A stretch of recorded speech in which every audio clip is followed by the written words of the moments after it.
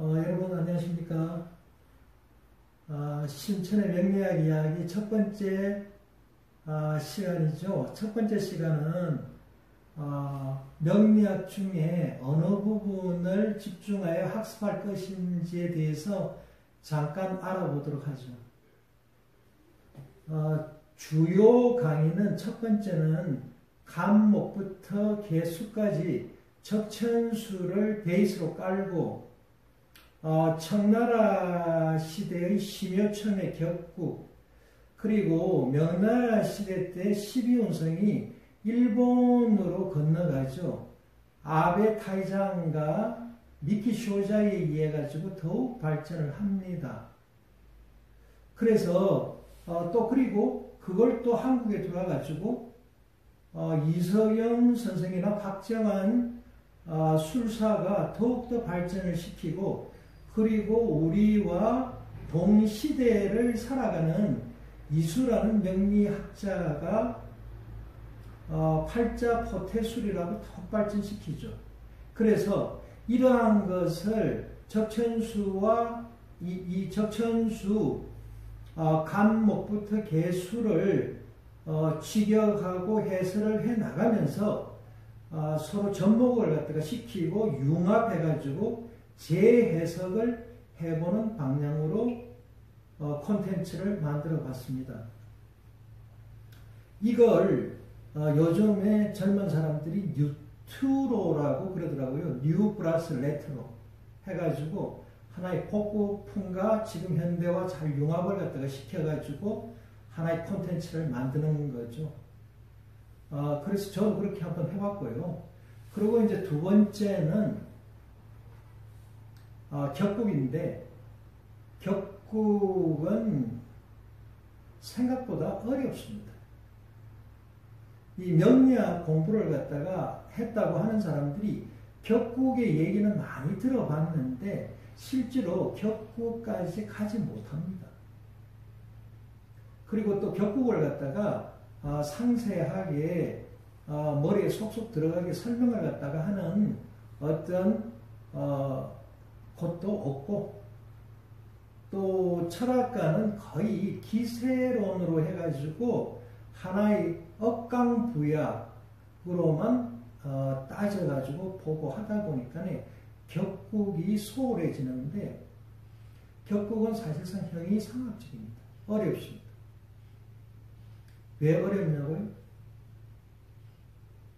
상식적으로 생각해도 양음이라는 게 있는데 어떻게 적용이 되느냐? 5개가 생하고 있죠. 5개가 또 그걸 갖다가 합니다. 또 그걸 받습니다. 물고 물리고 하는 그런 가위바위보 게임 비슷한 게 복합적으로 조합을 갖다가 이루고 있습니다.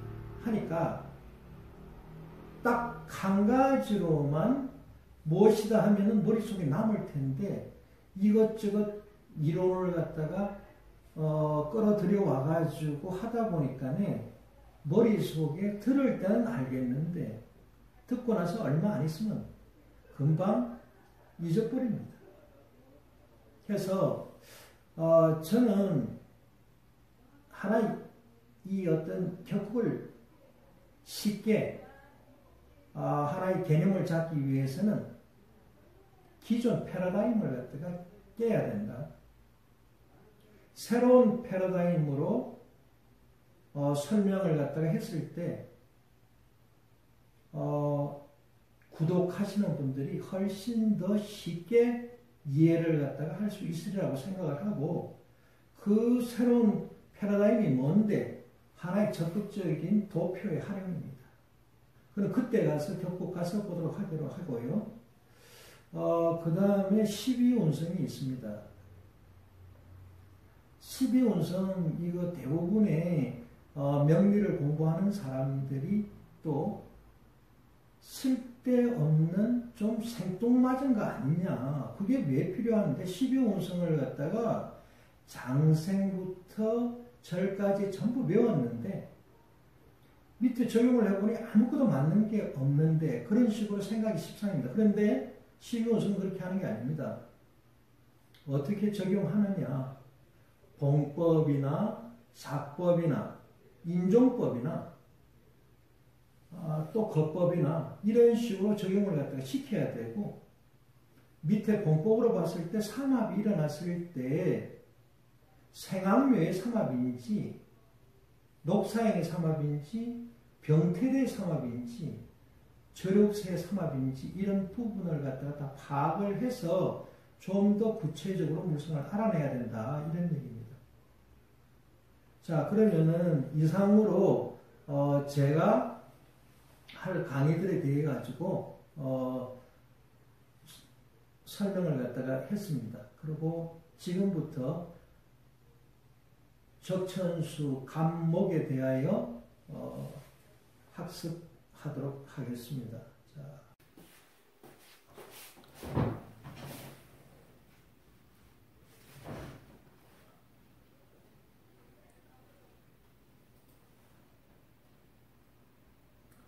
자, 그러면은 감목에 대하여 학습에 들어가겠습니다. 자, 감목 참천. 감목은 하늘을 찌를 듯한 기세를 가지고 있죠. 감목 참천. 뭐 직역 그대로 하면은 감목은 하늘에 참가한다는 것은 하늘을 갖다가 찌를 듯한 그런 기세로 해가지고 자라는 겁니다.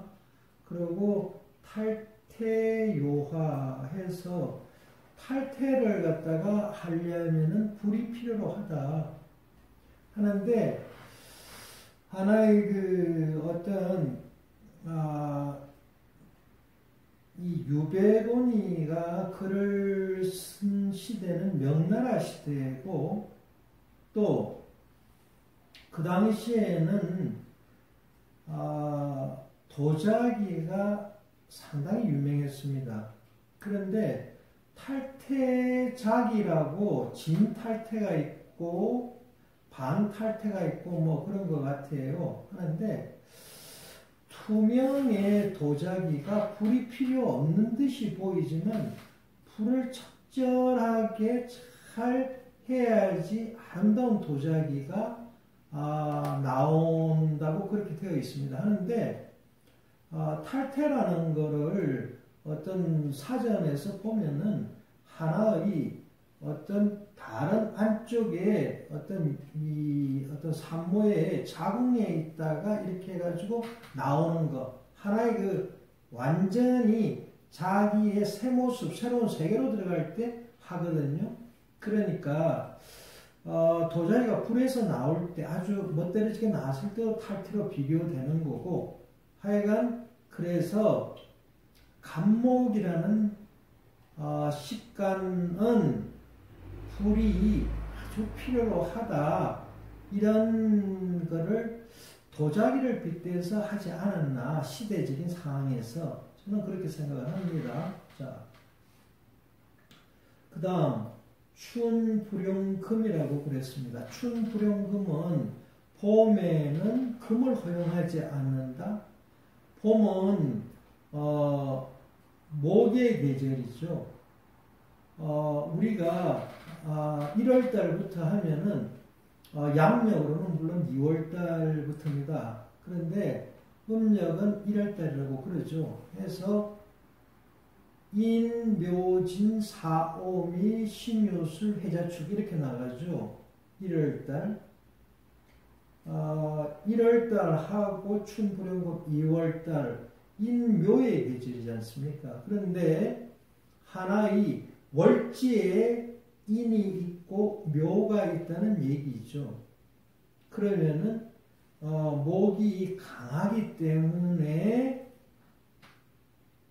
금이 부딪히면은 금이 도리어 더 이질어진다, 이런 얘기가 될 수가 있겠죠. 그래서 갑이라는 일간이 있습니다. 그런데 인이나 묘월이라고 가정을 했을 때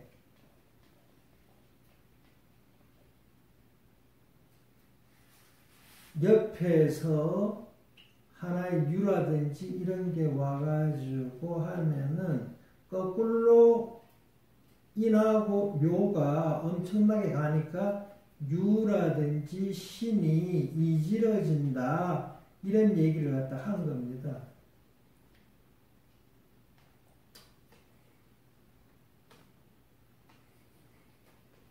자, 그 다음 보면은 추불용토라고 그랬죠.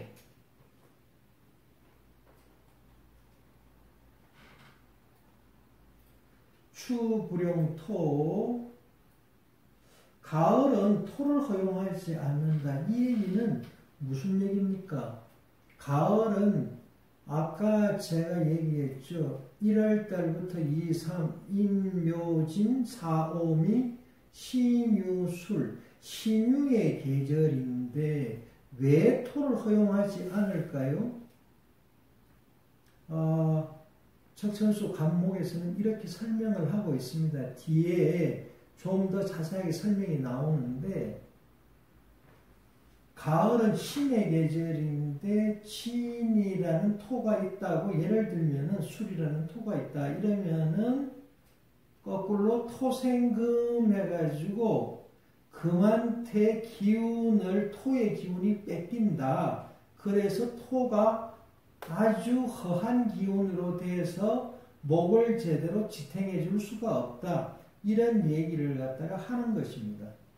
아주 여기에서는 수자로 줄여가지고 지금 하는 거고 이제 밑에는 좀 더 거기에 대한 설명이 따르는 거죠. 자, 그리고 하치성룡이라고 하면은 하가 치열할 때는 용을 타라. 그런데 이 얘기는 무슨 얘기냐 하면은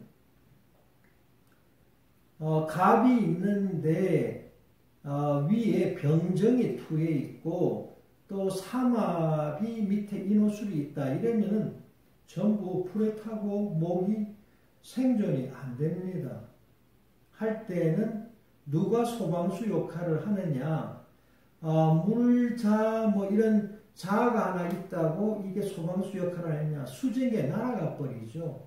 하니까 이때는 물창고가 있는 진을 사라. 스토를 갖다가 쓰면은 하생토에서 하의 기운도 빨아들이고 또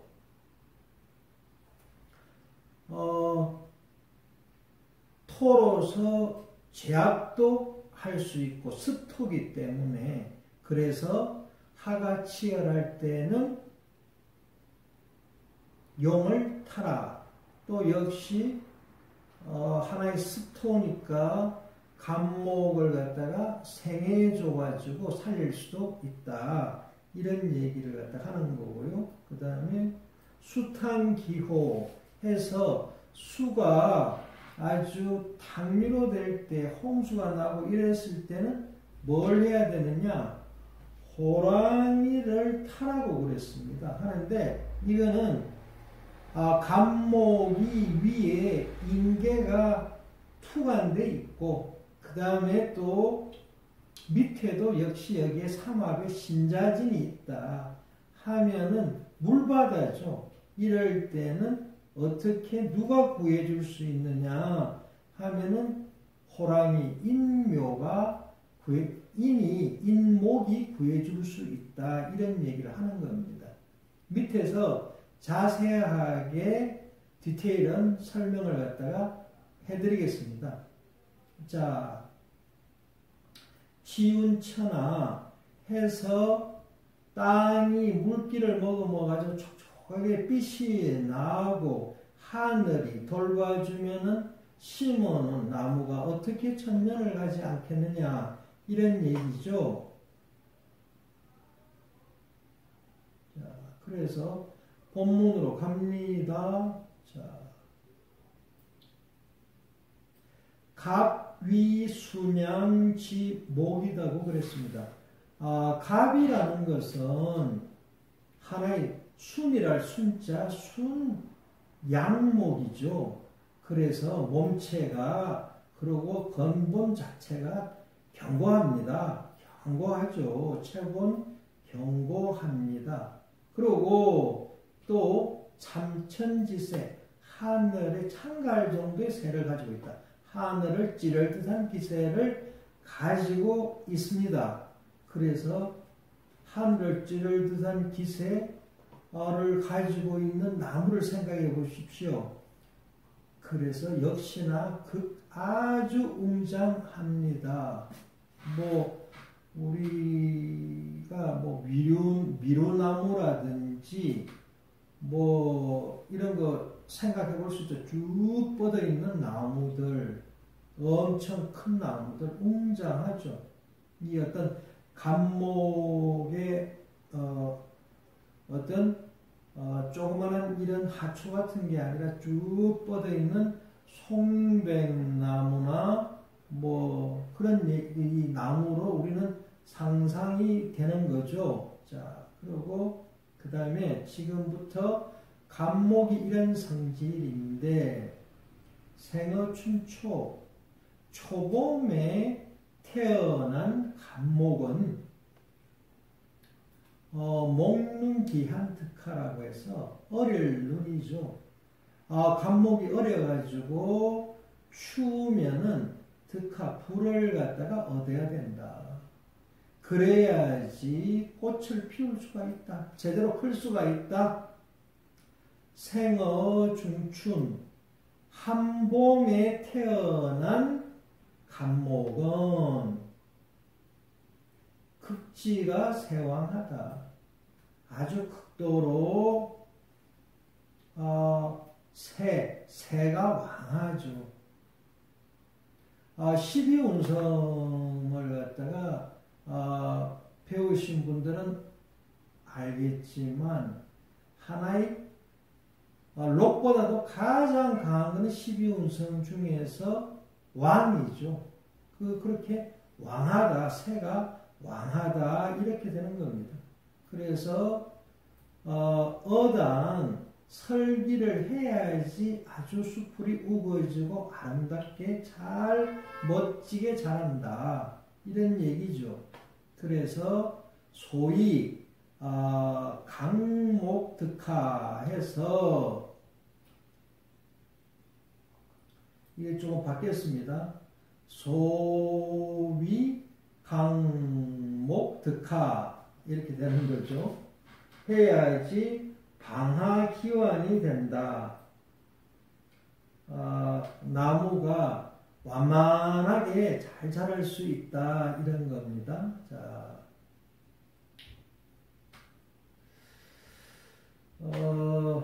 그러면은 이걸 잠깐만 설명을 갖다가 해보도록 하죠.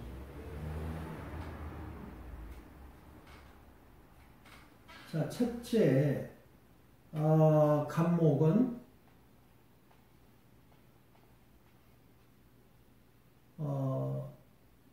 이늘에 태어납니다.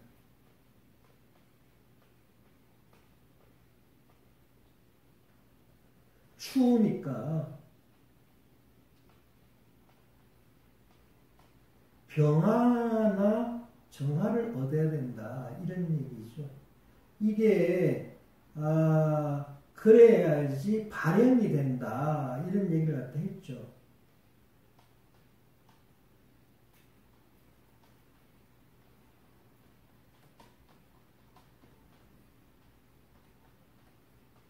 이거는 격국으로 봤을 때는 뭔가 하면 이렇게 되는 거를 목화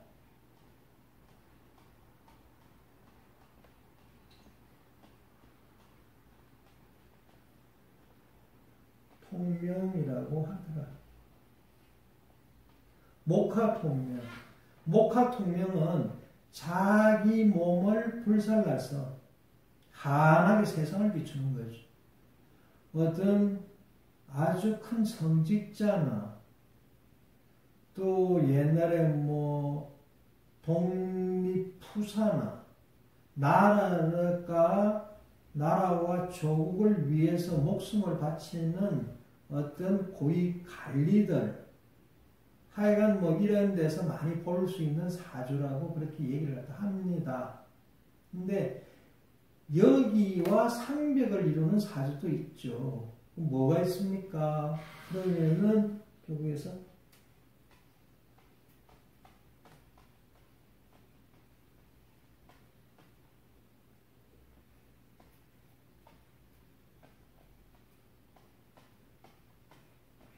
금백수청이라고 했죠. 금백수청은 뭔가 하면은 이 경이라는 게 있는데 신월에 태어났는데 여기에서 물이 이렇게 해가지고 있는 겁니다.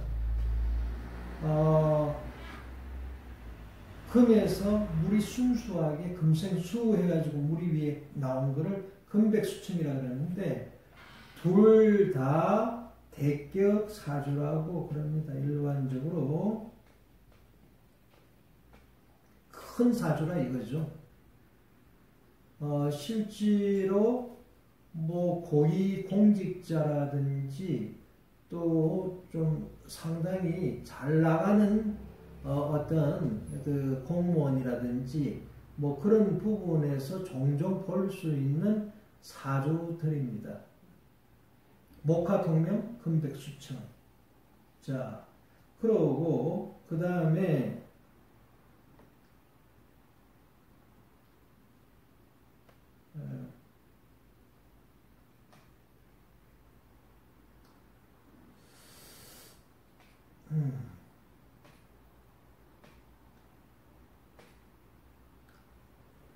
이건 또 뭐가 있냐면은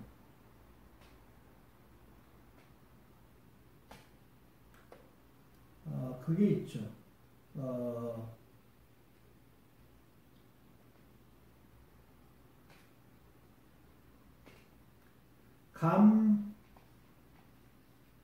감목이 있는데요. 묘월에 태어났는데 그러니까 이것도 역시 너무 아까 왕하다는 얘기 했죠. 앞에서 봤죠. 아주 극강하니까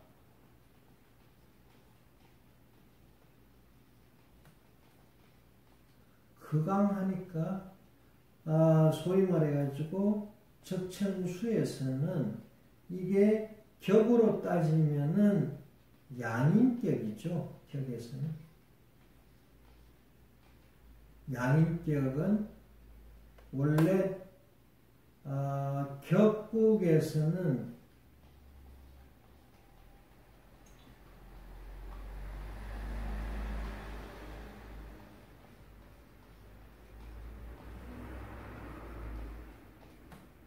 양인 노살이라고 그랬습니다.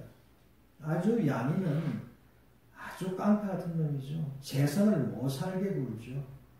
하는데 이때는 역시 아주 깡패 같은 평간이 붙어야지 된다. 이래서 격국에서는 양인은 노살이 있어야 된다고 했지만 적천수의 유배군의 저자가 갑의 묘는 병이나 정이 있어야지 잘 하나의 설기한다, 설해준다.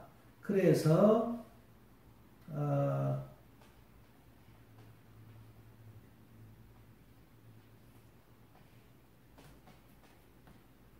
설기하더라.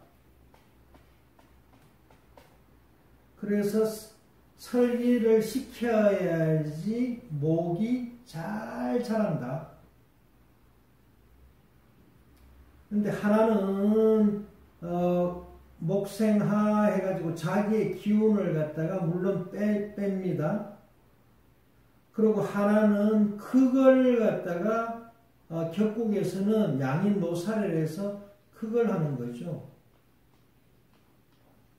여기에서 살이 되려면 뭐가 있어야 되는 거죠?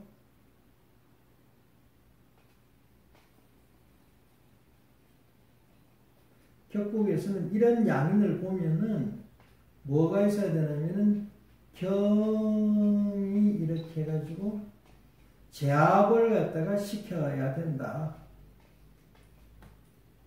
이게 양인 노살입니다. 서로 그러니까 적천수의 이론이나 어떤 격국의 이론이 상치되는 건 아닙니다만은 어떤 거를 용신으로 쓰느냐 이런 부분에 대해서는 차이가 조금 있을 수가 있죠. 그래서 물론 이 기세론도 그걸 갖다가 해줘야 되는 것도 있습니다만은 그래도 하나의 기세를 가지고 얘기를 하는 거고 그 다음에 격국은 격을 가지고 어떻게 해야지 성격이고 누가 들어오면 되고 누가 어떻게 했으면 바뀌게 되고 이런 부분을 갖다가 얘기하는 건데 적천수는 기세론입니다. 기세론.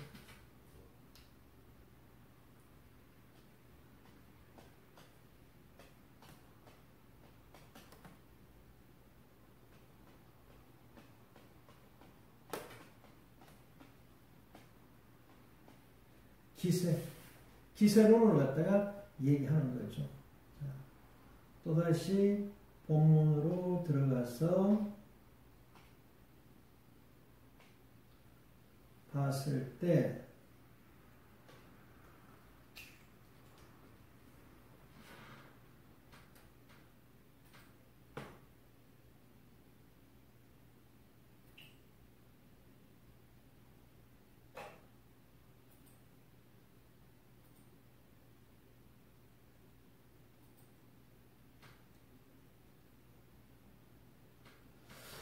그래서 여기까지 했죠. 방하기완까지 했죠. 자, 그러고 그 다음에 극지자금 그랬습니다. 자, 갑은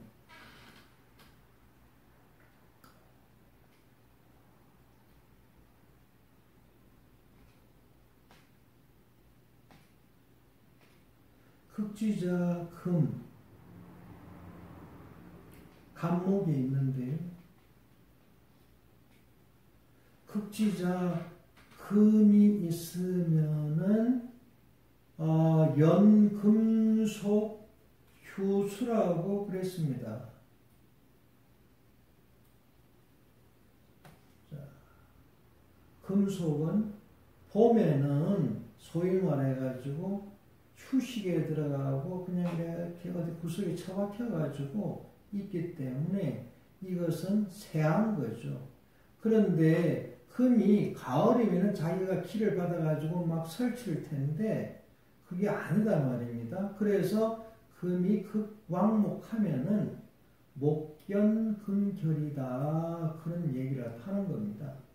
그래서 쇠라는 거는 필연적으로 세소필연이라는 게 있고 그 다음에 고춘 불용금야라고 했습니다. 그러므로 봄은 허용하지를 않았죠. 금을.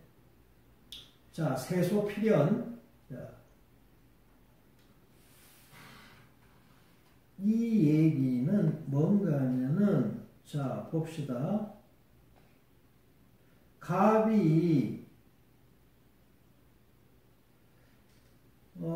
인이나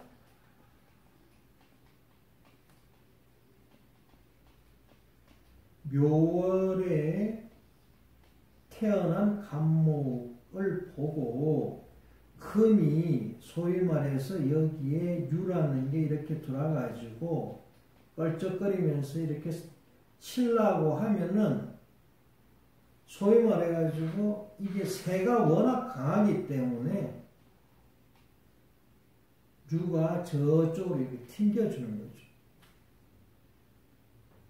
그러니까 원래 1대1로 새가 없이 싸우면 금이 이기는 거죠. 그러나 여기에서는 목이 너무 강하니까 그러니까 이길 수가 없는 거죠.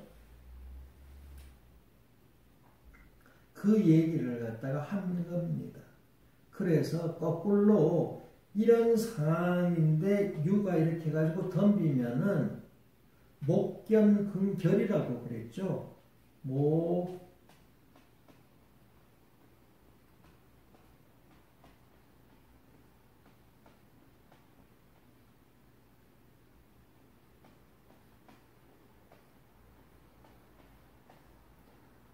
목이 경과니까 금이 이질러진다 이런 얘기를 갖다 한 겁니다. 그러니까 보면은 금이 괜히 와가지고 깝죽거리면 크게 거꾸로 다친다 이런 얘기를 갖다가 하는 거죠.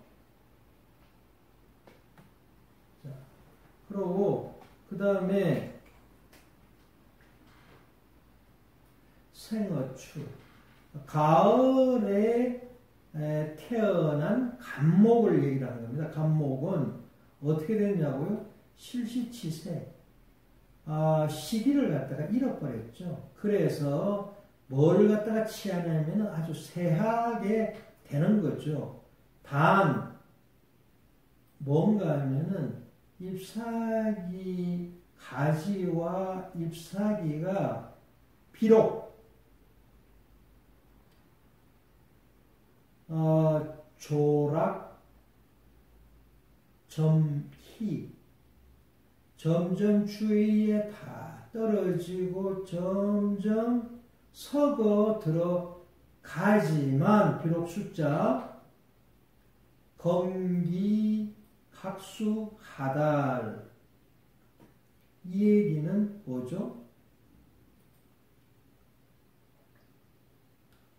검기는 나무 뿌리는 거꾸로 아주 하달된다. 검기가 아주 영양기 뿌리의 기가 거꾸로 전부 다 섭취를 갖다가 해가지고 전달되는 거죠. 그러니까 이 얘기는 가을에는 나무 잎사귀랑 나무의 가지들이 다 떨어지고 그러죠. 그렇게 해가지고 이것들이 밑으로 땅에 떨어지면서 점점 썩고 그러죠. 그러나 그게 영양분이 돼가지고 나무의 뿌리에 하달이 되면서 뿌리는 점점 더 강해진다. 이런 얘기를 뜻하는 겁니다. 그러면은 수국자 토 해서 그걸 받는 거죠. 토는 목하고 토의 관계는 토가 그걸 갖다가 받는 거죠. 하는데 추토생금설기라고 그랬습니다. 추의 토는 생금을 하기 때문에 설기가 된다. 자, 이게 간목이 있다고 예를 들어 보는 거죠.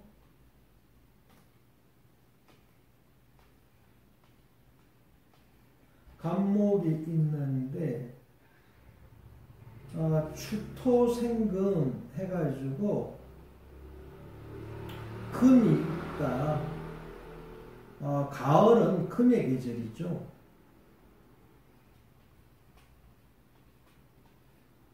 아니면은 유의 계절이죠. 그런데 예를 들어가지고 진이라고 있다고 칩시다. 그런데 여기에서 얘기하는 것은 이 진이라든지 뭐 미라든지 이런 토들이 허박하다 하는 것은 왜 그런가 하면은 토생금해서 자기의 기운을 설하는 거죠.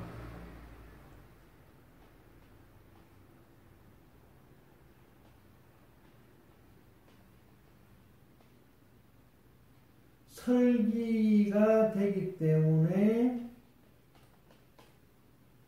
자기가 토는 더욱더 어떻게 허하게 된다 이런 얘기를 하는 겁니다. 허하게 되더라.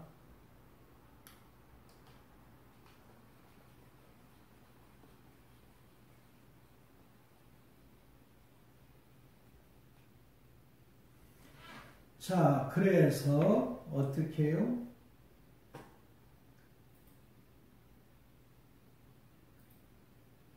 최위 허박하다. 최고로 허당이다 이런 얘기죠. 그래서 기가 허한 토 자체는 어떤 현상이 되냐면은 우하공지목이라고 목의 공격을 갖다가 밑에서 받는다. 그런 경우를 만난다. 이렇게 되는 거죠. 그래서 불롱대목지근이라고 나무의 뿌리는 불렁하다. 할 수가 없는 거죠. 목을 배양을 못한다. 그래서 필반 조기경함 거꾸로 그래가지고 거꾸로 반드시 어떤 경우를 만나냐면은 그 어떤 토는 함몰이 되어지는 거죠. 뭐 그냥 팍 땅이 꺼지는 거다 뭐 이런 얘기입니다. 기울경자 함몰할 함자죠. 자, 그러고 그 다음에 그래서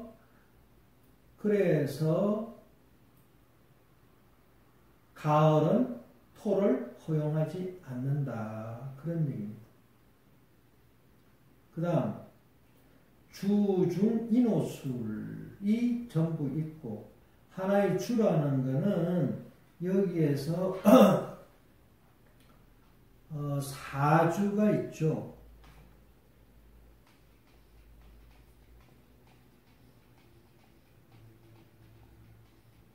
팔자가 있죠. 사주 4개 기둥, 글자는 8자고 사주 팔자가 이렇지 않습니까? 이 기둥 4개가 있는 여기 기둥에서 여기 인호술이 있다. 이런 얘기를 갖다가 뜻하는 거죠.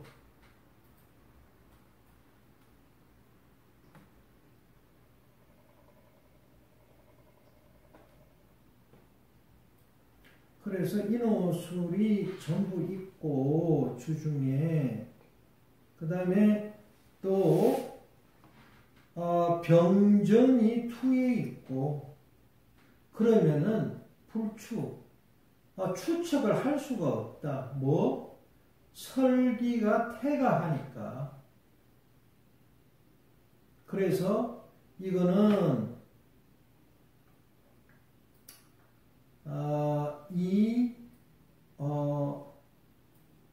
목차피분 해가지고 목 또한 다 타고 없어진다. 그래서 이때는 어당 진이 앉아 있어야 한다. 왜 진이 앉아 있어야 하느냐? 진이 수고이고 또 그리고 그 토는 기토 습이고 스토는 능이 목을 살리고 하를 설을 해준다. 이런 얘기죠. 그래서 소위 말해서 하치승용이라고 한다. 하가 치열할 때는 용을 탈아야지 역시나 된다. 이런 얘기입니다. 요까지죠. 자,